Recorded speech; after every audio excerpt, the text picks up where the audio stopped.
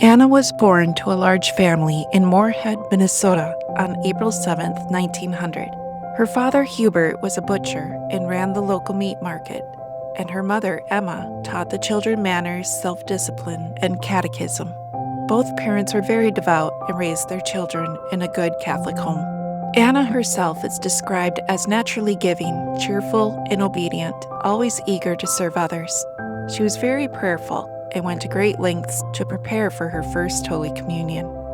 The family belonged to St. Joseph's Catholic Church in Moorhead, and her father was the choir director.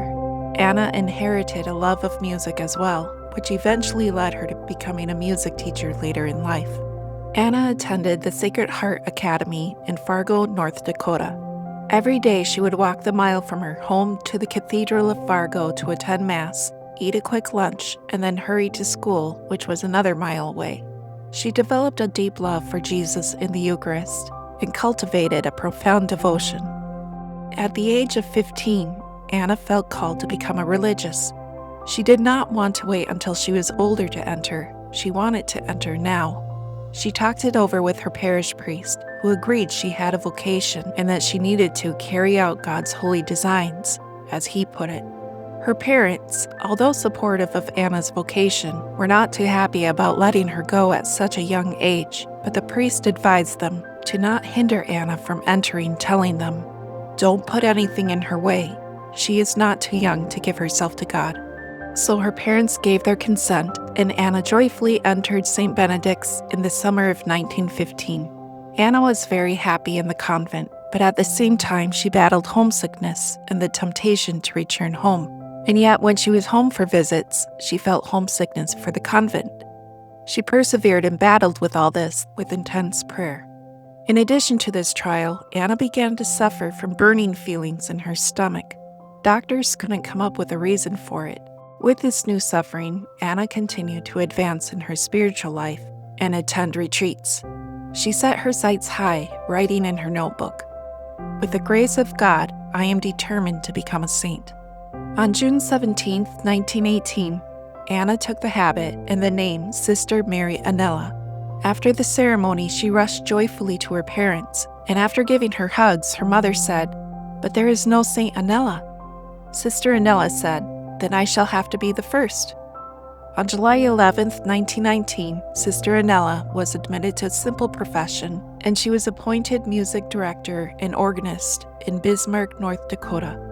This gave her great joy to practice music in front of our Eucharistic Lord and to train the choir in the liturgical chant. However, the temptations to leave the convent still harassed her soul, and they grew stronger as she neared the date to take her perpetual vows. In July 1922, she took her final vows, and finally, all the temptations vanished, leaving her great peace of soul. To add to her happiness, her two sisters also joined the same convent at that time. After a year of peace, she began to notice strange brownish-red dots that caused her great itching, spreading all over her body. With superhuman effort, she continued her role as music teacher and organist. She was given hot baths with different solutions, which would last 3 to 5 hours, and afterward, she would fall asleep from exhaustion.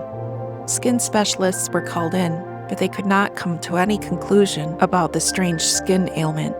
The itching grew steadily worse, causing her body to swell to the point where her face became disfigured. Even her hair had fallen out in spots due to the excessive scratching. Her looks became so altered that at their next visit, her parents didn't even recognize her. Horrified at her condition, they stayed with her for 2 days. Sister Annella dealt with the trial with cheerfulness, even when the welts began to fester and bleed. Everyone who witnessed her pain was astonished that she never complained or showed any sort of impatience. Finally, Sister Annella was sent to the Mayo Clinic in Rochester, Minnesota. Here, she was finally diagnosed with pityriasis rubra pilaris, for which there was no cure. A doctor explained Sister Annella's rare skin condition. In the most serious cases, the skin becomes overactive and is unable to regenerate. The blood vessels dilate, which causes the body to hemorrhage moisture. This leaves the weakened immune system quite vulnerable to secondary infections. In some cases, PRP can be fatal. Sister Annella was transferred from Mayo Clinic to Worrell Hospital, which handled skin conditions. Here she was put on a strict diet of fish and vegetables and ordered much rest. However, the nurses were so repulsed by changing her bandages and the smell that came from it that every single one of them asked to be reassigned. In addition to her sufferings, her skin became so sensitive to hot and cold that even lukewarm water felt scalding to her. Other times, her teeth would chatter from the cold, and hot water bottles would be placed around her bed. In addition to her diagnosis of PRP, a doctor diagnosed her with an underlying condition of erythroderma, a complication that can cause death. Erythroderma causes the entire body to become inflamed, causing the body's heat regulators to become faulty.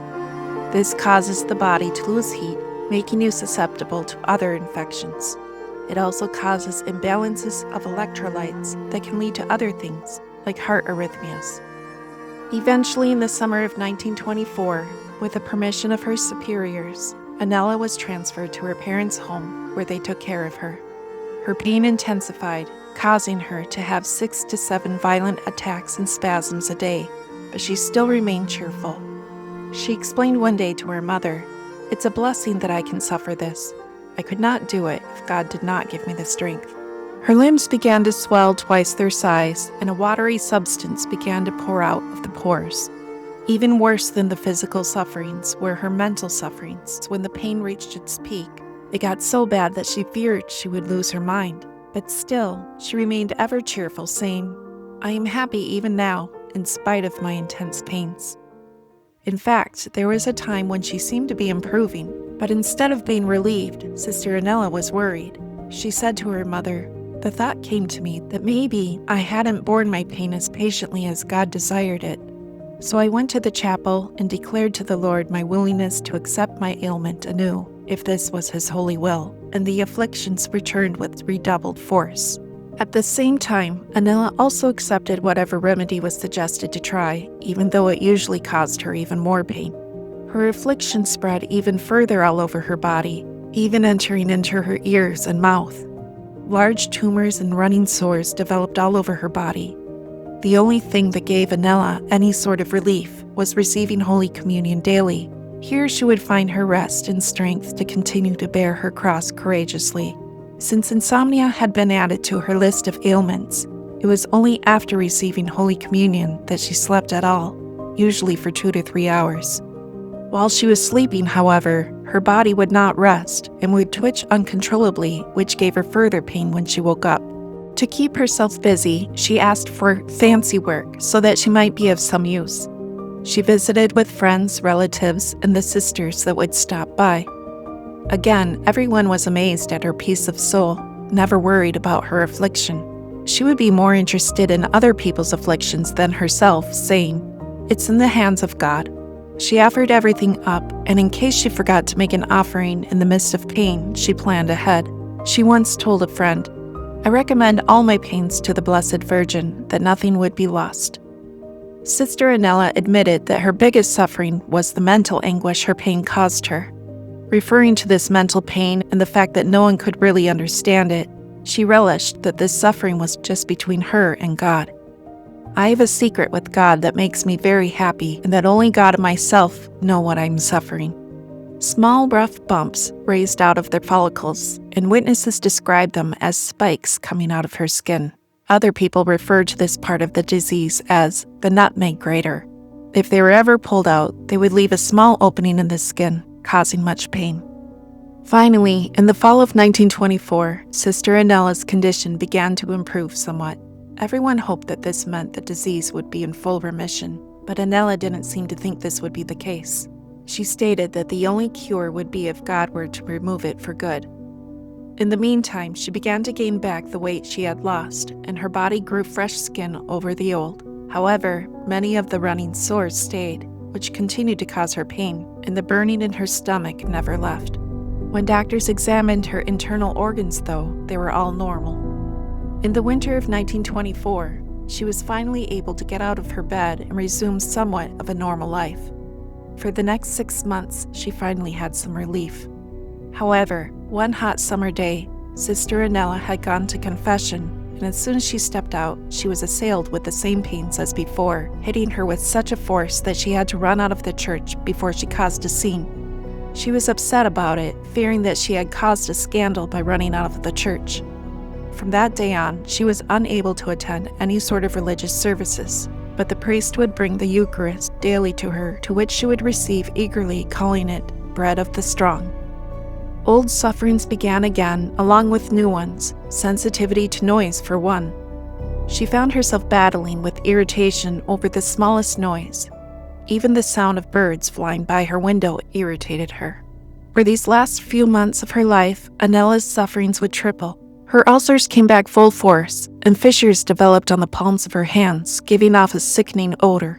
Her scalp was so loose that it could be lifted from her head, and her skin peeled off in long strips so that her body had to be wrapped in cotton batting to protect it from the air. A strange light green substance began to ooze out of her pores, and at times she even sweated blood. Her limbs became contracted so that she was forced to lie in a semi-reclining position. Last, she developed an everlasting fever that never went away, ranging between 100 degrees to 103 degrees. When asked to describe her pain, she said, "I feel as if steel needles were darting through my head and down into my shoulders. Some of them even seemed to pierce through my whole body." She didn't spend her time in self-pity, though. She spent her time in her fancy work, reading the Bible and the lives of the saints, singing hymns, or counseling those who came to visit her. They always left inspired by her cheerfulness and resignation, and many walked away with solutions to their problems, thanks to her depth and insights. Sr.Annella lost all the healthy weight that she had gained over the past 6 months. She was actually very hungry, but was unable to eat very much as it caused so much pain. Sometimes she would be so hungry that she would dream of food. Eventually, another consolation was taken away, seeing her friends. Only family and relatives were allowed to see her.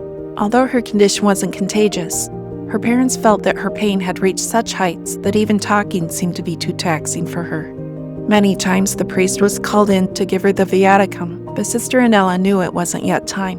"I'm still able to suffer," she had often said. Though she was nearing her end, Sr.Annella had yet to suffer trials of the soul. Often she would be assailed by the unseen, causing her to suddenly scream and roll about in the bed, and then suddenly turn to the window and command, "Begone!" Masses and novenas were offered for Sr.Annella, but every time a novena was said, Annella's sufferings would become worse. It confused everyone but Annella. She knew that God was asking her to carry her cross to the end. Seeing her daughter suffer so much was paying its toll on Annella's mother. 2 years earlier, when Annella's sufferings had just started, Emma was happy to take care of her daughter. But now discouragement weighed heavy on her soul, and often she would be in tears.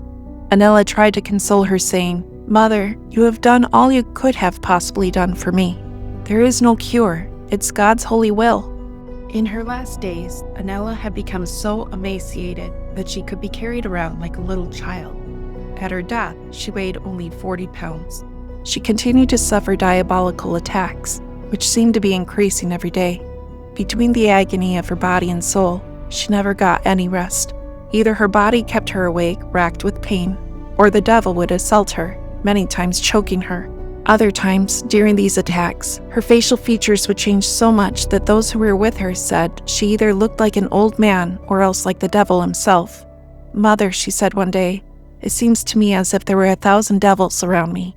However, despite all these interior sufferings as well as her external ones, she maintained her cheerful resignation.